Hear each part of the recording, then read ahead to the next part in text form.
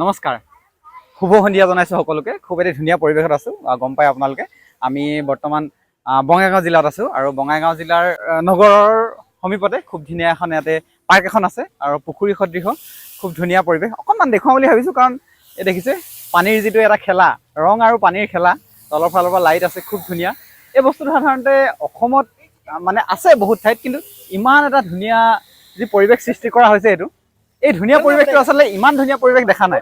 চেষ্টা কৰিছে কিন্তু ইমান হোৱা নাই, কিন্তু ইয়াত এটা সাংঘাতিকভাৱে খুব ধুনীয়া এটা পদক্ষেপ লৈছে।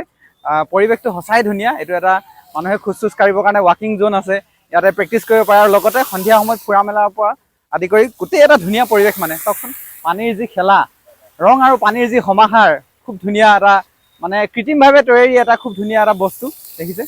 বাহ,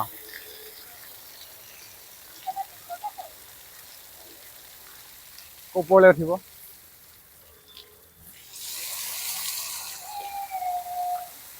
আৰু ওপৰলৈ। এয়া চাওকচোন বাৰু, কিমান ধুনীয়া লাগিছে। ধুনীয়া, খুব ধুনীয়া। ধুনীয়া মানে সঁচাকৈ ধুনীয়া। আৰু অকণমান চাবলৈ চেষ্টা কৰিম। পানী মাৰিছে অলপ অলপকৈ, তথাপিও অকণমান। এয়া খুব ধুনীয়া, চাওকচোন কিমান এটা ওখকৈ গৈছে।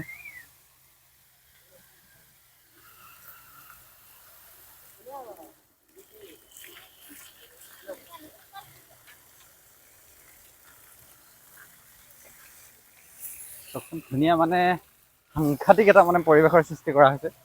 খুব ধুনীয়া মানে আচলতে।